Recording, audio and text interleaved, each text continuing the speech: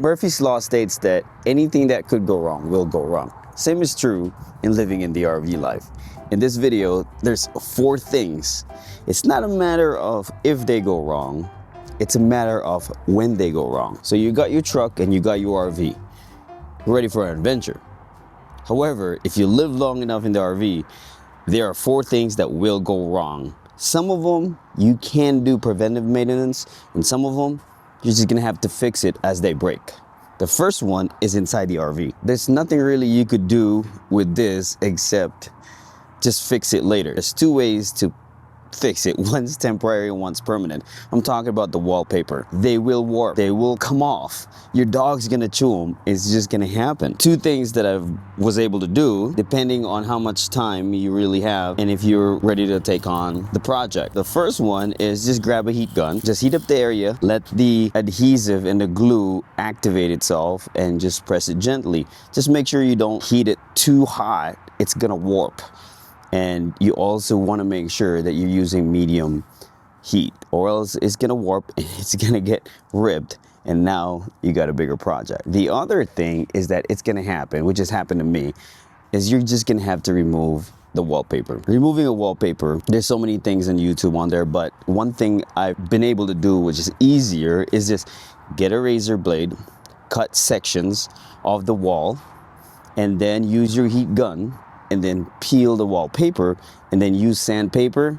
Just sand it down because there's gonna be some glue residue on them, and then you can paint it. The second thing that's gonna go wrong are your countertops. And I gotta tell you, once they peel off, they're a pain to actually replace or fix.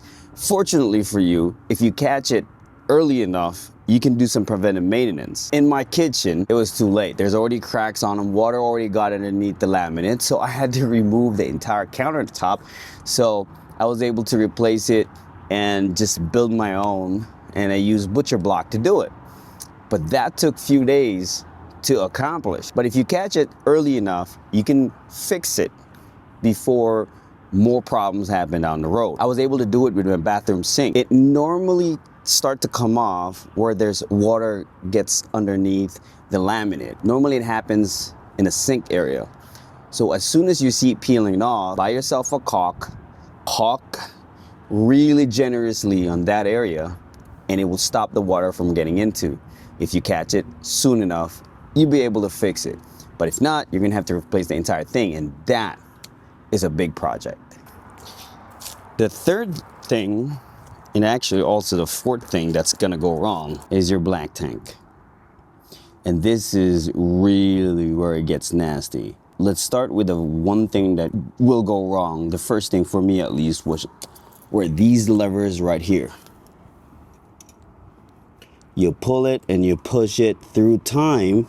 This rod right here will bend, and once it bent, you're gonna have to replace the entire thing.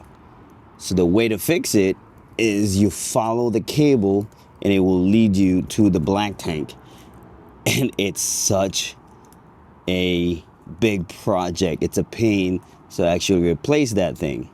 That is important to know, because one thing I've noticed, and I try to figure out so many times, if you have a problem with your black tank, it's gonna cause a series of problems, not just your black tank, because it's gonna cause a lot of smell. If that black tank valve is not closed all the way and there's leaks, it's not just the leaks you gotta worry about.